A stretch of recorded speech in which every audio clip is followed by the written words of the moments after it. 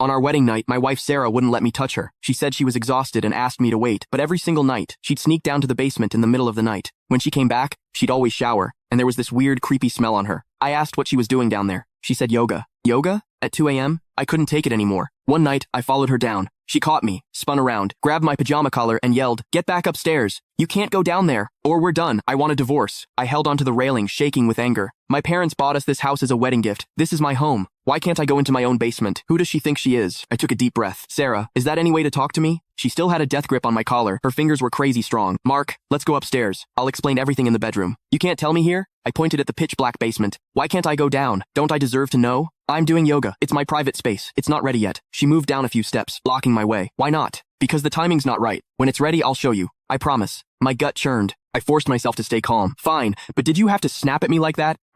She bit her lip. I got a little worked up, okay? You know how I am, I'm blunt. You're used to it. I scoffed and headed back upstairs. Fine. I'd check it out tomorrow when she left for work. Back in bed, I tossed and turned. Something was definitely up with that basement. Something big. Was Sarah hiding a secret? I looked over at her. She was awake too, staring at the ceiling. I thought back to when she first asked me out. I was shocked. She was gorgeous. Tons of guys were after her. And me? Just an average-looking dude. What did she even see in me? She said she liked that I was kind, quiet, and that I made her feel calm. I believed her. But if that was true, why did she push me away every night? I'm her husband. Was this normal? I couldn't help it. I reached out to touch her cheek. What are you doing? She jerked away like I'd burned her, looking at me with pure disgust, like I was something gross. It hit me. I turned away, furious, but I couldn't let it go. If she didn't have feelings for me, why'd she ask me out? Why'd she marry me? I turned back around. You said you needed time, that we couldn't be close yet. I get that, but why freak out when I barely touched you? How many times do I have to explain? It's psychological. I'm looking for a therapist, aren't I? Just be patient. She picked up her phone and tapped my shoulder with the back of it, wouldn't even use her hand. Mark, please, just give me 6 months. I promise things will be different. She tapped me with her phone. Was I that disgusting to her? Could I even trust her? But what choice did I have? I sighed and rolled over. The thing is, I'd given her everything. From day one, I did whatever she wanted. She liked jewelry. I bought her expensive necklaces. She wanted to travel. I took her everywhere. She mentioned investing. I helped her learn finance. I gave her everything I had. And this is what I got after the wedding. It all had to be connected to that basement. I had to find out what was going on. Morning came. I made her favorite breakfast like always. She stayed cold, eating in silence. Felt like I was her maid, not her husband. After breakfast, I drove her to work. We both worked in sales at Serenity Scents, a perfume company. After I parked, she walked into the building.